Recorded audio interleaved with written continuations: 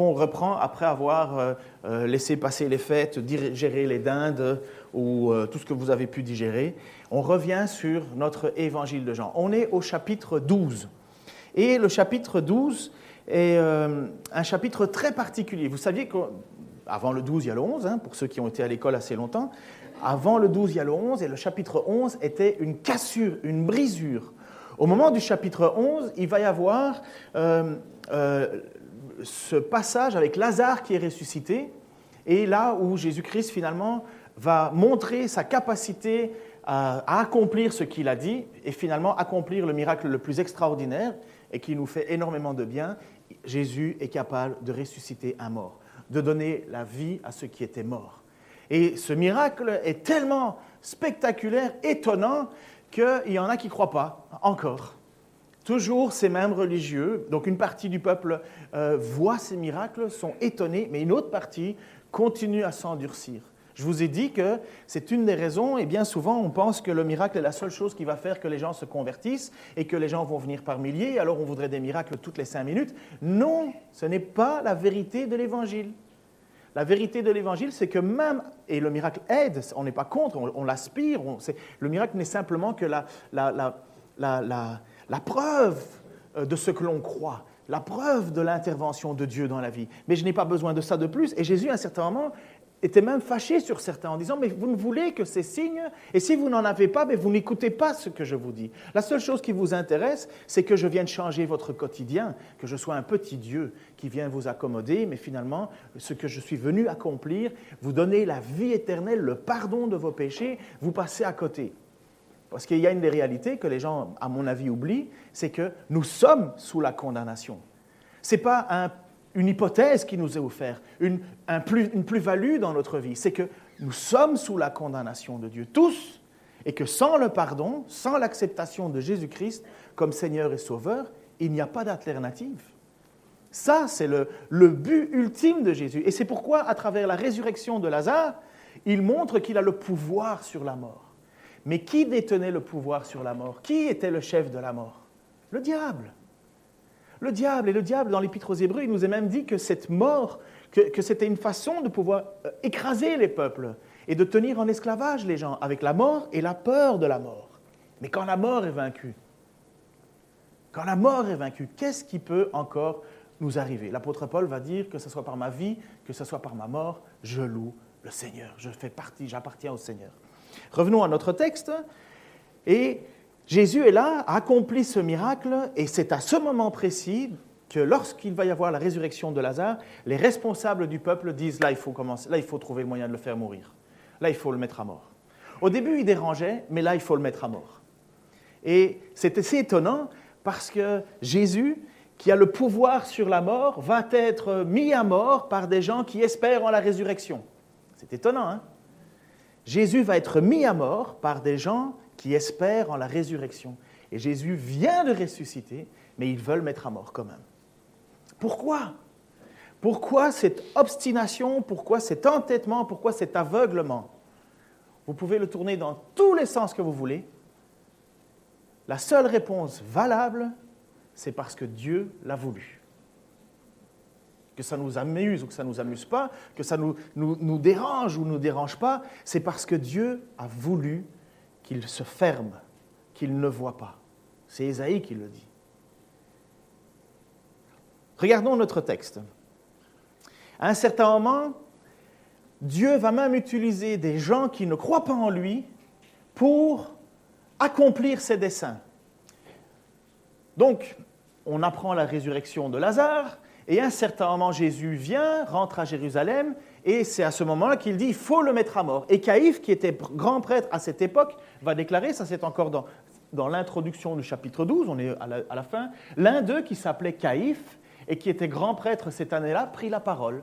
« Vous n'y entendez rien, leur dit-il. Vous ne voyez pas qu'il est dans notre intérêt qu'un seul homme meure pour le peuple, pour que la nation ne disparaisse pas tout entière ?» Lui, il pensait qu'aux Juifs. La nation, c'est parce que les Romains allaient les écraser. Jésus était perturbateur, commençait à faire un soulèvement. S'il y a bien une chose que les Romains ne supportent pas, c'est qu'on se soulève. Et afin d'appliquer toute leur démocratie modèle, ils exterminent ceux qui les embêtent. Or, ce qu'il disait, regardez à quel point c'est incroyable, comme Dieu tient les choses dans sa main. Or, ce qu'il disait ne venait pas de lui, mais il était grand prêtre cette année-là. Et c'est en cette qualité qu'il déclara, sous l'inspiration de Dieu, qu'il fallait que Jésus meure pour son peuple. Et ce n'était pas seulement pour son peuple qu'il devait mourir, mais c'est aussi pour rassembler tous les enfants de Dieu dispersés à travers le monde et les réunir en un seul peuple. C'est ce jour-là que les chefs des Juifs prirent la décision de faire mourir Jésus. Lisez juste ceci. Dieu peut faire en sorte que quelqu'un qui n'a pas d'amour pour Dieu va quand même parler par son Saint-Esprit pour déclarer que ce que Dieu aurait décidé qu'il déclarera. Nous avons notre ami Dan qui a prêché dimanche passé sur l'église de Pergame, et justement Jésus qui déclare une malédiction. Finalement, je dis j'ai quelque chose contre toi, c'est que tu as dans la même pensée que Balaam et Balak. Et Balaam s'est retrouvé à vouloir maudire le peuple, mais Dieu a dit non, tu ne pourras pas maudire le peuple. Dieu avait bloqué les paroles. Vous vous souvenez un peu, bref, ça se trouve dans votre Bible et vous allez, si vous avez le désir, retourner et lire toutes ces histoires. Mais la réalité, c'est que Dieu tient contrôle de tout. Et même quand Caïphe, qui n'est pas pour Jésus-Christ, va déclarer une chose dont il ne sait même pas la porter, mais il est en train de dire le ministère de Jésus. Vous ne comprenez pas qu'il est dans l'intérêt qu'un seul homme meure pour le peuple. Inspiré par l'Esprit, Caïphe va déclarer quelque chose qu'il n'a même pas idée de la porter. Autre chose va se passer dans notre passage. Donc là, nous avons vu chapitre 11, à la fin de chapitre 11, et ça c'est important de savoir si, c'est ce jour-là que les chefs juifs décidèrent de faire mourir Jésus. Plusieurs fois dans les passages, nous avons Jésus qui va... on ne sait pas si Jésus a fait 3 années ou 4 années de ministère, on n'est pas trop sûr. Ceci dit, ça ne change rien pour nous, mais pendant les 3-4 années de ministère, Jésus va quand même, en bon québécois, on dit il va brasser la cage des gens. Alors, vous comprenez l'idée? Brasser la cage, secouer le cocotier, perturber les gens, enquiquiner les responsables. Ça va? Ou il y a encore une autre? Il y a d'autres mots, mais qui deviennent un peu moins politiquement corrects. Et donc Jésus va faire beaucoup de choses qui finalement va créer la tension. Et assez bizarrement, mais c'est volontairement, parce que Dieu est au contrôle, personne n'arrive à saisir Jésus. Personne n'arrive à l'attraper. Pourtant, c'est un petit bonhomme, quoi. Il est même pacifiste, il ne prend même pas l'épée. C'était très facile de l'attraper, de le jeter en prison. Non, on n'y a pas touché. Pourquoi? Le texte nous dit, et Jésus nous le dit, ce n'était pas son heure. C'est pas son heure. Mon heure n'était pas venue. Quelques passages qui illustrent ça. Dans l'épître de Jean, Jean chapitre 2, verset 4, il dit « Écoute, lui répondit Jésus, est-ce à toi ou moi que cette affaire concerne ?» Ça, c'est l'histoire avec Marie qui demande de changer l'eau en vin. Et Jésus lui dit « Mon heure n'est pas encore venue. » Ça, c'est dans le but d'accomplir un miracle. Mais il dit « Mon heure n'est pas encore venue. » Mais c'est quoi cette heure? Jean 7, 30. Alors plusieurs essayèrent de l'arrêter et pourtant personne ne mit la main sur lui parce que son heure n'était pas encore venue. Étonnant. Jean 8, 20, Jésus parlait ainsi pendant qu'il enseignait dans la cour du temple, près des troncs à offrande, et personne n'essaya de l'arrêter, même s'il brassait la cage à beaucoup de monde. Maintenant, je considère que l'expression « brasser la cage », vous la connaissez. Et même s'il brassait beaucoup, parce que son heure n'était pas encore venue. Son heure n'est pas là. C'est lui qui décide de l'heure à laquelle on l'attrape. Ce n'est pas vous qui prenez ma vie, va dire Jésus, c'est moi qui l'offre. Jésus va dire donc, mon heure n'est pas venue. Plusieurs fois dans le texte, son heure n'est pas venue. Et le passage qu'on va étudier aujourd'hui est un passage où c'est l'heure qui arrive. À certains moments, Jésus va aussi dire que l'heure arrive, mais elle est déjà là. Donc, l'heure arrive, mais elle est déjà là. C'est qu'on est proche, mais ce n'est pas encore accompli. L'heure arrive, elle est déjà là. Mais ce n'est pas encore là. L'heure du Fils de l'homme va entrer dans sa gloire. Voilà ce qui va arriver à ce moment-ci du texte qu'on étudie, la partie du texte qu'on va étudier. Autrefois, Jésus parlait au futur, « Mon heure n'est pas venue ». Et à partir du passage qu'on va lire, Jésus va parler au présent, « Son heure est venue ». À partir du verset, au-delà du verset qu'on va étudier ce matin, à partir de Jean 12, 23, il va dire « L'heure est venue où le Fils de l'homme va rentrer dans sa gloire. C'est fait, c'est maintenant. Jean 12, 27, « À présent, je suis troublé. Que dirais-je, Père? Sauve-moi de cette heure. » Mais c'est précisément pour l'affronter que je suis venu jusqu'à cette heure maintenant, présentement. Jean 13, 1, c'était juste avant la fête de la Pâque. Jésus savait que l'heure était venue pour lui de quitter le monde, de s'en aller auprès de son Père. C'est pourquoi il donna aux siens qu'il aimait et qui était dans le monde une marque suprême de son amour pour eux. Ou Jean 17 qui dit, après avoir ainsi parlé, et ça c'est la crucifixion, Jésus leva les yeux au ciel et dit, « Mon Père, l'heure est venue, fais éclater ta gloire de ton Fils pour qu'à son tour les fils fassent éclater ta gloire. » Ce n'est pas encore la croix, mais on y est. On est proche. Mais vous voyez la transition. Je ne vous ai pas perdu là encore? Parfait. Vous voyez la transition du texte qu'on va étudier ce matin. Mon heure arrive, ce n'est pas encore mon heure, elle arrive. Et maintenant, après le passage, j'essaye d'entretenir le suspense, après le passage, c'est mon heure est là, mon heure est venue. Mais quelle est cette heure? Jésus, en fait, il pouvait se faire attraper, comme je l'ai dit là tout de suite, Jésus pouvait se faire attraper à chaque moment. N'importe qui aurait pu mettre la main dessus, même s'il y avait Pierre, qui était un peu plus énergique que tous les autres. Vous savez, c'est lui qui a coupé l'oreille d'un garde. On aurait pu mettre et attraper Jésus sans problème.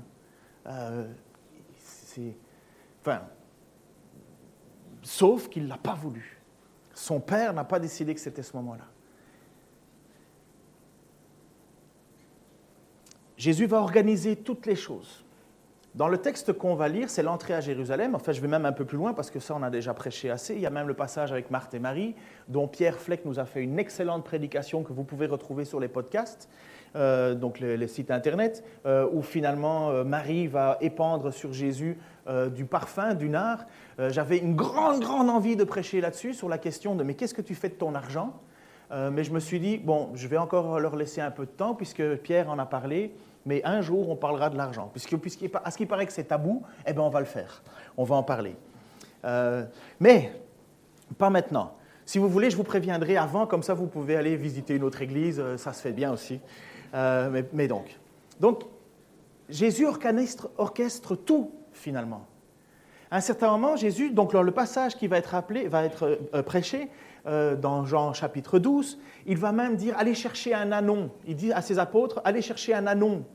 Et il dit « mais on va aller le chercher où ?» Et qu'est-ce qu'il va dire le gars quand on va prendre l'ânon? Tu vas simplement dire « le Seigneur en a besoin » et le gars va te laisser aller. Je ne sais pas si vous essayez aujourd'hui avec une voiture, vous prenez une voiture, vous ouvrez, vous dites « le Seigneur en a besoin ». « Ah, vas-y, prends-la ». Surtout si vous choisissez une belle voiture. Mais à l'époque, même Jésus avait prévu ça. Dieu est au contrôle de tout. Souvenez-vous même d'un certain moment, Jésus devait aller payer. Enfin, des gens disent, mais enfin, pourquoi ton maître, ils disent à Pierre, pourquoi ton maître ne paye pas l'impôt du temple? Et Pierre rentre à la maison, Jésus lui dit, bon, apparemment, ils t'ont demandé l'impôt du temple. Pierre, j'ai même encore rien dit. Mais tu vas aller pêcher, jette ta canne, et puis le premier poisson que tu attrapes, il y aura une pièce dedans, une pièce d'argent, et tu vas pouvoir payer l'impôt au temple. Comment Jésus est au contrôle, hein? J'aimerais bien, moi, aller pêcher. Déjà, moi, quand je vais pêcher, j'attrape rien. Mais là, en plus, attraper un poisson avec une pièce, vous voyez à quel point Dieu est au contrôle des choses. Il n'est pas surpris. Mais, et voilà où je veux arriver ce matin, qu'est-ce qui fait que l'heure est venue? Quel est le déclencheur de ce temps où il y a eu « mon heure n'est pas venue et mon heure est là » ?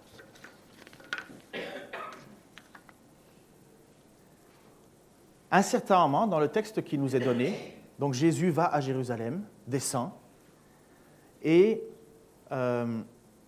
descend sur son ânon. Vous connaissez ce passage-là, les gens mettent des branches de palmier par terre, jettent leurs manteaux, crient « Hosanna, Hosanna, le Seigneur arrive ».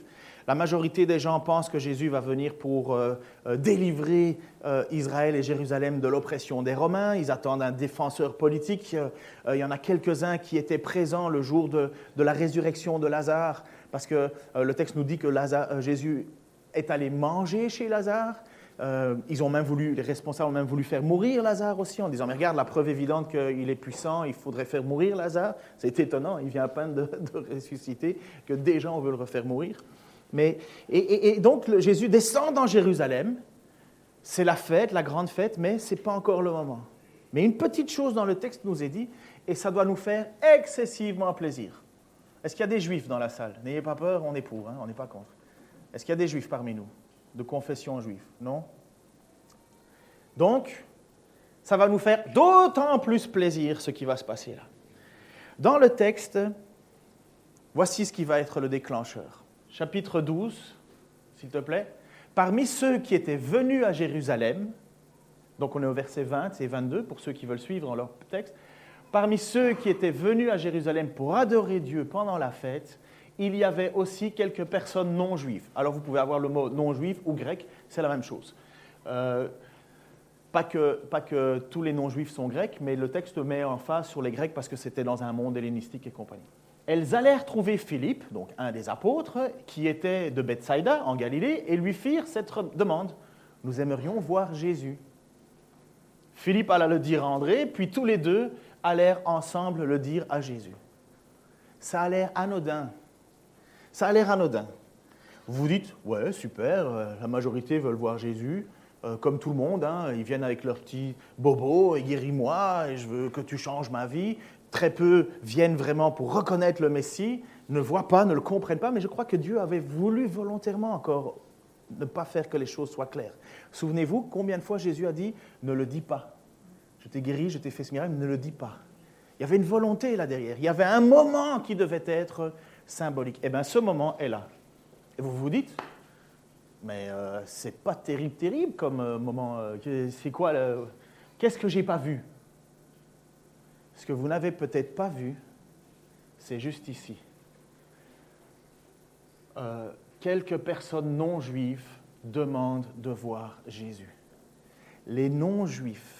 Donc ils étaient certainement des craignants Dieu, parce qu'ils ne vont pas se retrouver à Jérusalem pour la Pâque particulière, s'il n'y a pas une volonté. Et dans le temple de Dieu, il y avait un espace qui était réservé pour les non-juifs, pour les gentils, comme il disait. Mais des non-juifs veulent voir Jésus. Et voici la réponse qui va être donnée, et c'est assez étonnant. Celui-ci répondit, « L'heure est venue. » Voilà le moment où Jésus fait la transition entre « mon heure n'est pas venue » et « l'heure est venue ». L'heure est venue où le Fils de l'homme va entrer dans sa gloire. Vraiment, je vous l'assure, si le grain de blé que l'on a jeté en terre ne meurt pas, il reste un grain unique. Mais s'il meurt, il porte du fruit en abondance. Celui qui s'attache à sa propre vie la perdra, mais celui qui fera peu de cas de sa vie en ce monde la gardera pour la vie éternelle. Si quelqu'un veut être à mon service, qu'il me suive.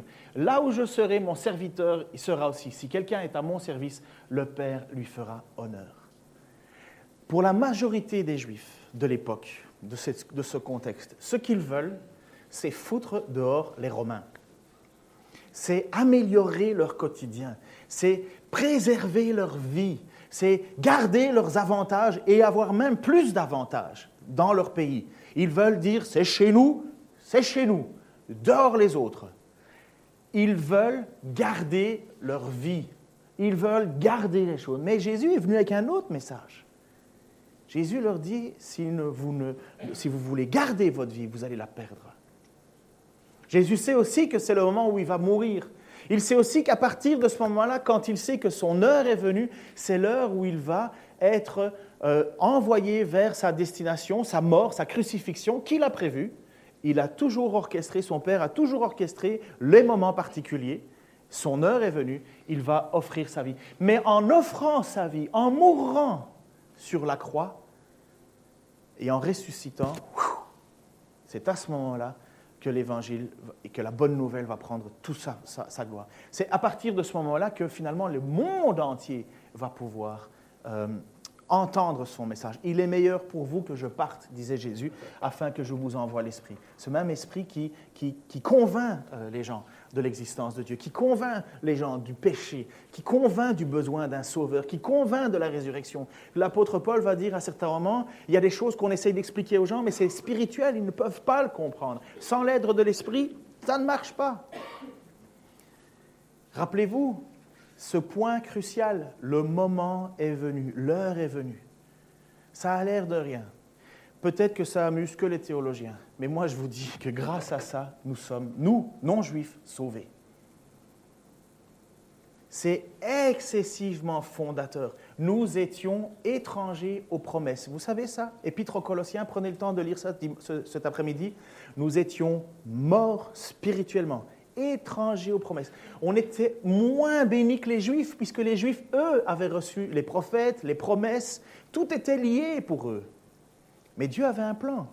Dans sa grâce, il l'avait déjà prévu. Mais le peuple juif avait une particularité, il était là pour révéler le monde, mais Dieu n'avait pas fait autrement qu'un jour, toutes les nations seraient bénies en Abraham. C'était prévu. Et ce moment, c'est celui-ci. Le moment déclencheur, c'est parce que des non-juifs disent « nous voulons voir Jésus ». Et bang! C'est le signe, c'est le moment. C'est le moment où les nations voudront.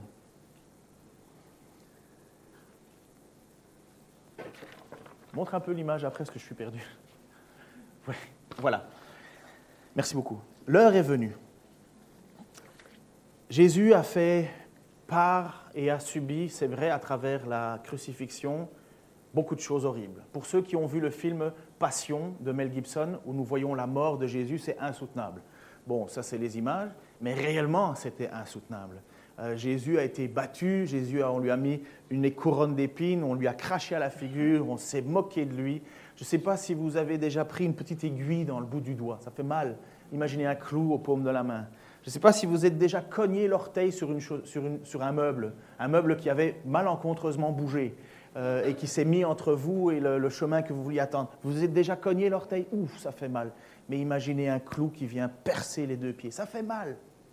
Imaginez être frappé avec des... Et on le sait, hein, même si le film est sanguinaire, Jésus a été frappé avec des martinets, je ne sais pas trop comment on peut appeler, un espèce de fouet à plusieurs lanières, où sur le bout de ces lacets, on mettait des bouts d'os, afin que quand on frappe, ça lacère le corps. Il le sait tout ça. Il le sait qu'il va vivre ce moment en perturbant. Et il a peur. Il est troublé, mais son trouble n'est pas là pour Jésus.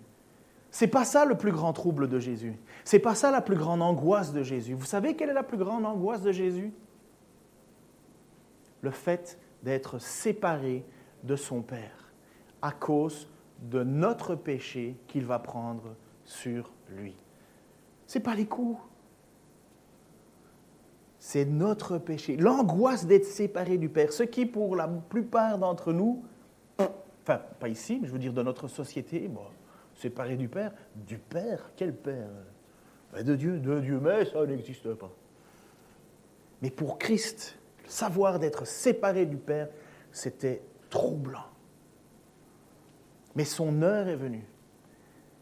Mais il ne voulait pas que ce soit seulement les Juifs qui puissent, par son sacrifice, retourner au Père, être de nouveau en communion avec lui. Il fallait que l'humanité entière soit la possibilité de retourner vers Dieu. Ce n'est pas juste les Juifs qui venaient sauver. Et d'ailleurs, même les Juifs, à présent, ne se rendent même pas compte du ministère de Jésus. Ce sont les propres chefs religieux, les propres chefs de la religion juive qui vont mettre et décident, à partir du chapitre 11, de vouloir mettre à mort Jésus, tout en déclarant par le Saint-Esprit, il vaut mieux qu'un homme meure. Mais c'était prévu que la nation qui aimait Dieu rejettera et que Dieu allait pouvoir amener ça vers une autre nation, un autre peuple, une autre façon, un nouveau testament. Jésus-Christ vient à ce moment-là et va déclarer quelque chose étonnamment. Il dit, je suis à présent troublé, que dirais-je? Père, sauve-moi de cette heure. Mais non, je suis venu justement pour ça. Je ne veux pas faire autre chose. À un certain moment, dans le jardin de Gethsémani, vous connaissez cet endroit où Jésus tombe à terre à des gouttes de sang, il perle des gouttes de sang, il dit « Seigneur, éloigne de moi la coupe amère ». Et il dit « Non, pas ma volonté, mais que ta volonté ». Ce n'est pas qu'il ne voulait pas le faire, mais il savait ce que ça allait lui coûter. Ce n'est pas qu'il a décidé de ne pas le faire, il sait qu'il est là pour ça. Mais c'est troublant. Il sait qu'il va être séparé de son Père.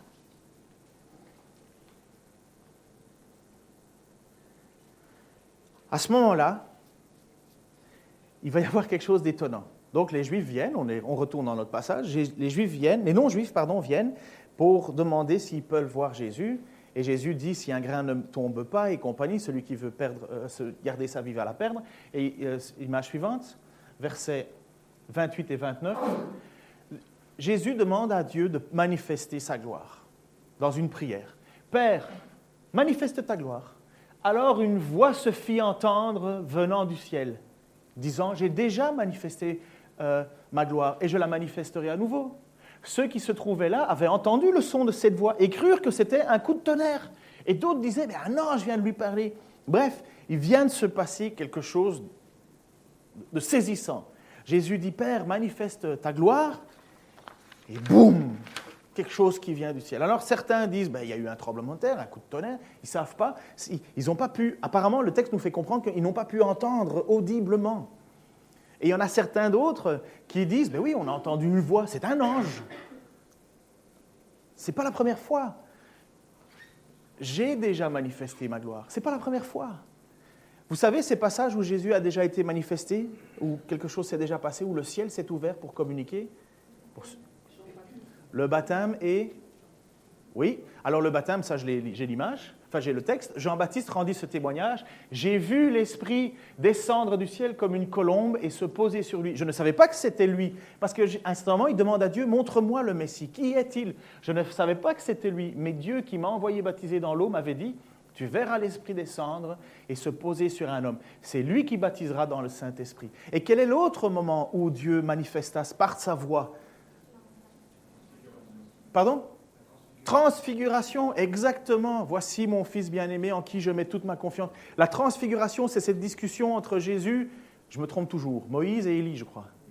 Waouh! Je devrais rejouer à Ictus. Vous savez qu'il y a un jeu style Pictionary qui s'appelle Ictus. Je vais peut-être enfin une fois gagner un fromage complet. Enfin bref.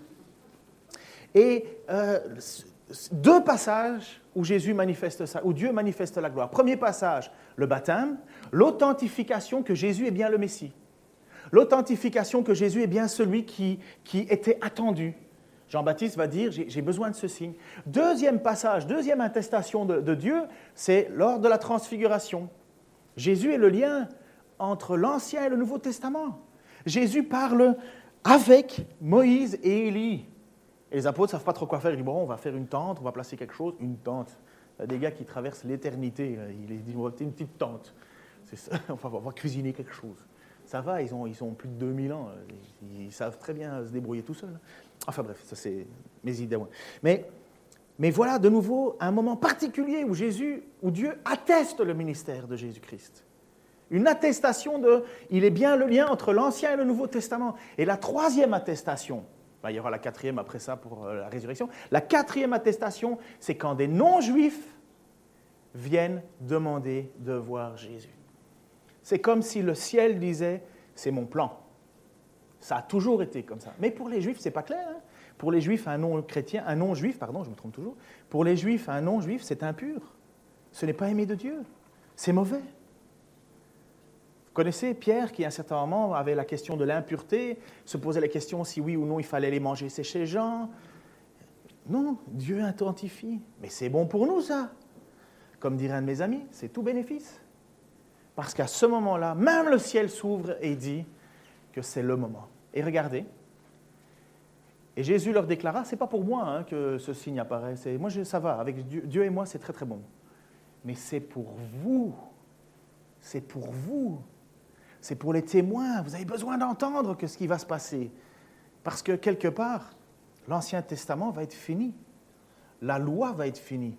Les prophètes vont être finis. Le grand sacrificateur ne sera plus de la descendance. Pour ceux qui ont suivi Hébreu, vous allez être contents d'avoir suivi Hébreu, vous allez tout comprendre de ce que j'ai dit. Pour les autres, vous allez être perdus pendant quelques minutes.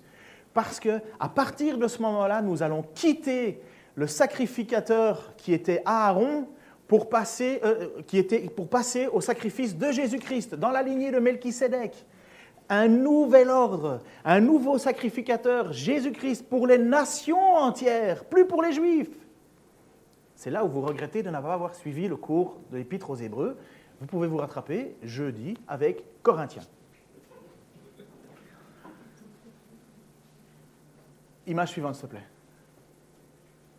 C'est maintenant, donc on est toujours dans la même suite, on est au verset 31 du chapitre 12, c'est maintenant que va avoir lieu le jugement de ce monde. Oui, maintenant, le dominateur de ce monde va être expulsé. Et moi, quand j'aurai été élevé au-dessus de la terre, j'attirerai tous les hommes à moi. Par cette expression, il faisait allusion à la manière dont il allait mourir. Alors ce passage-là, vous voyez quand Jésus dit « Mon heure est venue », il faut que le grain meure pour pouvoir donner du fruit. Il faut que celui qui veut garder sa vie va la perdre. Il dit même « Seigneur, manifeste ta gloire ». Boum, le ciel s'ouvre, une parole est entendue, les gens ne savent pas, ils disent « Ouais, c'est du tonnerre » ou « J'ai entendu un ange ». Et Jésus dit « Non, non, non, c'est maintenant que le jugement de ce monde ». Quand Jésus dit, et ça c'est tellement à la mode aujourd'hui dans nos milieux super babacool chrétiens, « Oh, il ne faut pas juger, il ne faut pas juger. Dieu ne juge pas. » Tu rigoles, Dieu ne juge pas. On est tous sur la condamnation. Tu n'as rien compris?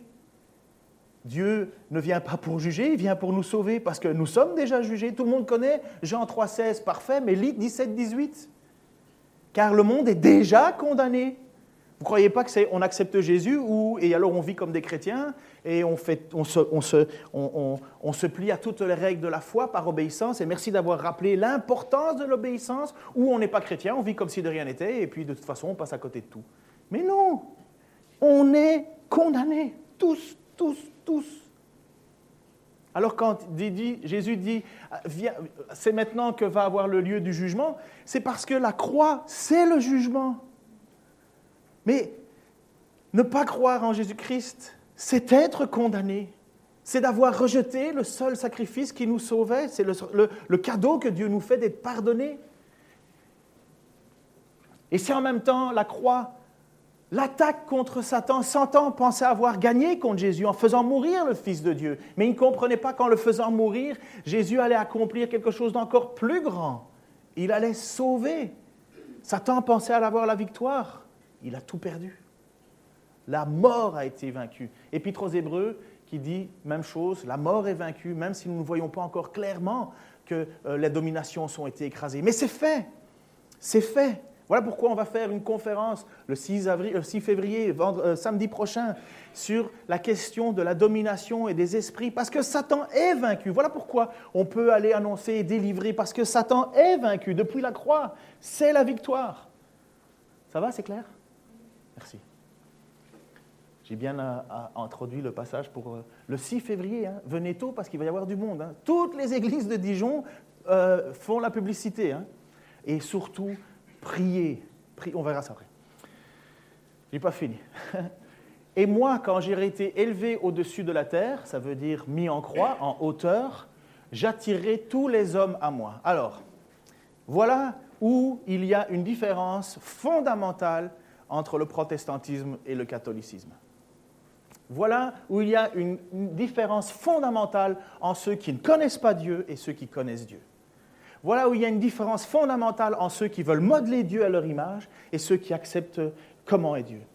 Alors il y en a beaucoup qui se disent « Ah, mais tu vois, tous les hommes vont être sauvés, tous !»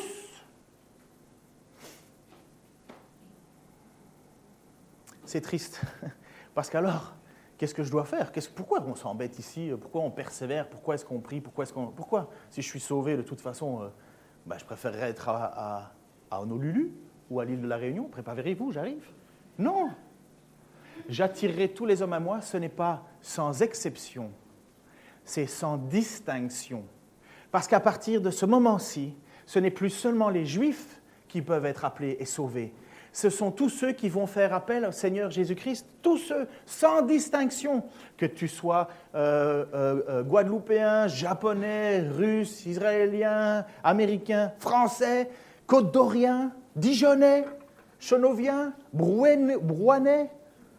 Ça existe. Ils sont 40, mais ça existe, environ. 400. Bref. C'est des blagues internes à ceux qui écoutent au fin fond du monde. Brouin est un tout petit village, à 30 km de Dijon. Voilà, c'est juste parce qu'on sait qu'on nous écoute dans le monde entier. J'attirerai tous les hommes sans distinction. On n'a plus besoin d'être juif. Voici l'heure est venue.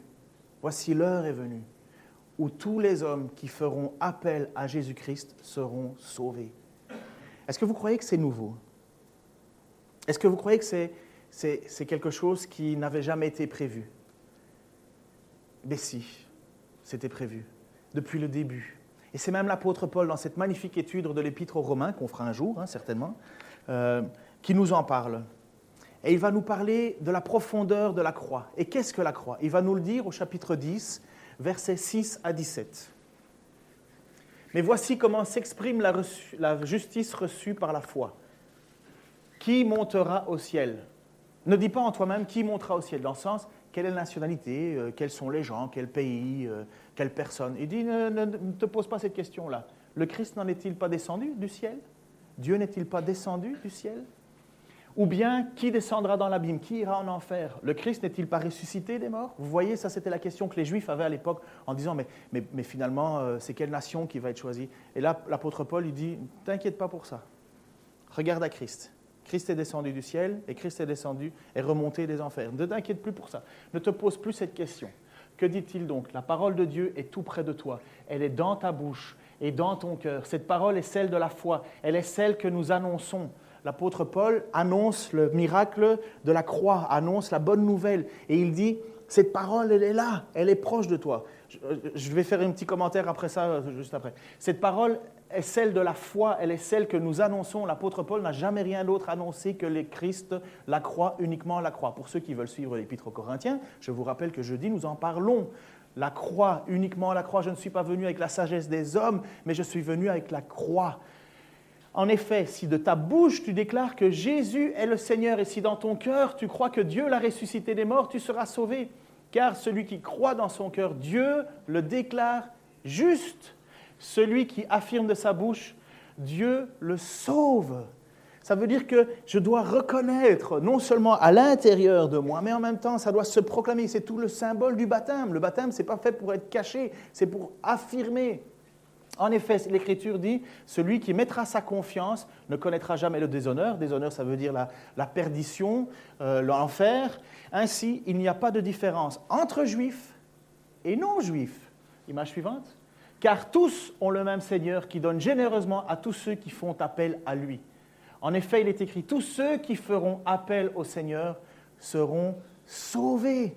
Ça veut dire, passeront le jugement. Mais comment feront-ils appel à lui s'ils n'ont pas cru en lui? Et comment croiront-ils en lui s'ils ne l'ont pas entendu? Et comment entendront-ils s'il n'y a personne pour le leur annoncer? Et comment y aura-t-il des gens pour l'annoncer s'ils ne sont pas envoyés? Aussi est-il dit dans l'Écriture qu'ils sont beaux les pas de ceux qui annoncent la bonne nouvelle. Mais malheureusement, tous n'ont pas obéi à cette bonne nouvelle. Et Ésaïe demandait déjà, « Seigneur, qui a cru à notre message ?» Donc la foi naît du message que l'on entend. Et ce message, c'est celui qui s'appuie sur la parole de Dieu. Mes amis, évangéliser, ce n'est pas te dire, tous les dimanches, je quitte la maison à 10h, moins 5, moins 20, et mon voisin sait que je vais à l'église. Je n'ai pas besoin de lui annoncer l'évangile, il le voit à ma vie. N'importe quoi. Comment est-ce qu'ils vont se convertir s'ils n'entendent pas le message, s'il n'y a personne qui leur annonce, si personne ne leur dit « Ah, moi je vais les gagner par mon attitude », mais il y a des gens qui ont une meilleure attitude que nous, bien meilleure.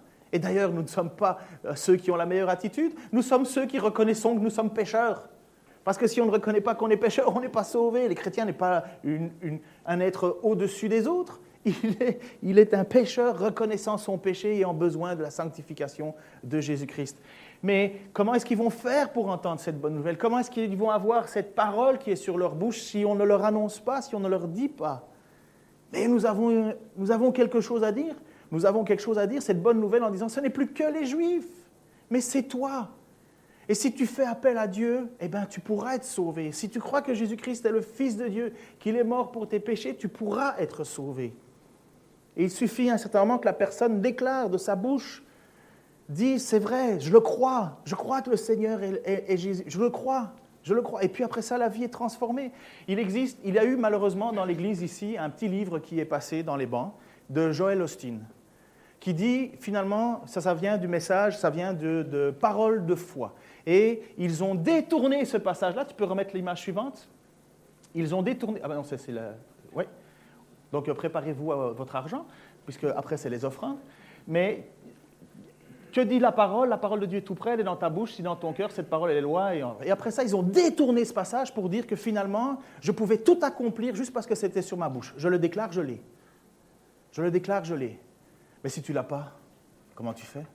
En fait, tu fais de Dieu un distributeur. C'est une hérésie, ce livre. Ceux qui l'ont, moi, c'est ce que j'ai fait avec ce livre. Je l'ai pris, je l'ai déchiré, je l'ai mis à la poubelle. Il ne faut pas croire que tout ce qui est écrit au nom de Jésus est bon. Il y a des choses qui ne sont pas bonnes et qui vous éloignent du plan de Christ. Le Christ, c'est que si tu fais appel à lui, de peu importe la terre entière, si tu crois que Jésus-Christ est mort et ressuscité pour tes fautes, tu es sauvé. Dieu peut faire autant de choses qui nous dépassent. À partir du moment où Dieu accomplit un acte, c'est un acte miraculeux, c'est un acte extraordinaire, qui sort de l'ordinaire. Personne ne doute de cela ici, parce que personne n'est converti sans la puissance et la main de Dieu. Mais ne faites pas, s'il vous plaît, dire au texte des choses qui ne sont pas vraies. C'est horrible. Et depuis le début, Paul se bat contre des gens qui font ça. Venez à l'Épître aux Corinthiens, vous serez bénis d'apprendre tout cela. Donc, je ferme la page pour ce livre. Si vous avez reçu ce livre, je vous encourage, déchirez-le, mettez-le à la poubelle. Mais voilà la raison qui nous a... Tu peux mettre l'image suivante, s'il te plaît? La foi naît du message que l'on entend. Et ce message, c'est celui qui s'appuie sur la parole de Dieu. Voilà pourquoi dans le monde entier, j'ai pris un peu de temps de plus, pardon, mais ça faisait longtemps que je ne vous avais pas vu. Voilà pourquoi dans le monde entier, nous entendons le message et nous nous réjouissons finalement que le message est prêché en Afrique, au Japon, sur tous les continents. Et il faut que ça continue. Et il faut que ça continue. Et il faut que dans notre Église, nous ayons des gens, que vous compreniez que l'évangélisation, c'est excessivement important parce que c'est à cela qu'on a été appelé. L'apôtre Paul dit, mais finalement, Dieu veut sauver le monde, mais si tous les chrétiens se taisent, comment est-ce qu'ils vont faire pour être sauvés?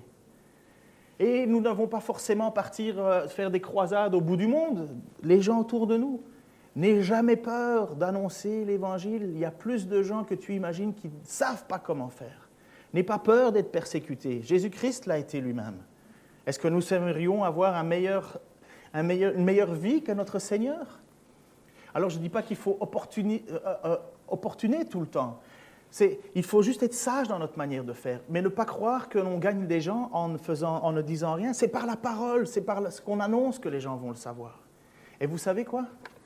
La bonne nouvelle, c'est que Dieu sauve encore. C'est que vous allez peut-être moissonner, vous allez peut-être annoncer, vous allez peut-être faire beaucoup de choses, et vous allez dire, mais c'est tellement peu le ratio entre l'énergie que je dépense et le fait, mais Dieu sauve encore. Et pour ceux qui vont suivre le cours de Corinthiens, parce que là, vous n'avez plus le choix, je l'ai dit 4 fois, vous allez dire et vous allez comprendre que Dieu a utilisé la folie de la prédication de la croix afin de confondre la pseudo-sagesse des hommes. Seigneur, je veux te remercier pour ta grâce, ton amour, pour le fait que, Seigneur, tu es venu sur la terre et que tu nous as, nous qui ne sommes pas juifs, inclus dans ton plan. Ton heure est venue lorsque des non-juifs sont venus vers toi. Merci Seigneur, merci parce que ce non-juif, c'est moi, c'est nous. Seigneur, tu as pensé à nous, tu as voulu nous sortir, Seigneur, de là où nous étions. Nous étions sans espérance dans ce monde, nous étions morts, Seigneur, et tu es venu, tu nous as donné la vie. Nous avons entendu ta parole, j'ai entendu ta parole, et ta parole m'a transformé. Seigneur, je te prie que tu continues à utiliser cette parole, que tu continues à utiliser ce que nous sommes, bien faillibles, Seigneur, bien peu persévérants, mais s'il te plaît, transforme-nous, afin qu'autour de nous, des gens puissent découvrir ta grâce, Seigneur, le cadeau que tu leur fais, que tu as vaincu la mort, le diable est battu. Seigneur, nous sommes avec toi et nous avons une assurance qui dépasse notre compréhension. Seigneur, continue à nous utiliser, nous sommes bien humbles. Et c'est bien humblement que nous voulons aussi être utilisés. Nous ne cherchons pas la reconnaissance des hommes, Seigneur, mais la tienne. Je te demande que tu continues à bénir aussi toutes les œuvres de tous et chacun ici, qui prient pour leurs voisins, qui parlent avec eux, qui parlent avec leurs amis. Seigneur, parfois, ce n'est pas couronné, mais toi, tu le sais. Il n'y a rien qui échappe à ton contrôle. Redonne-nous, Seigneur, de la persévérance, de la bienveillance, de l'amour. Nous donner tout ce qu'il faut pour que nous puissions continuer à faire connaître ton message de grâce, d'amour, de paix, de réconciliation avec toi. Dans le nom de Jésus-Christ. Amen.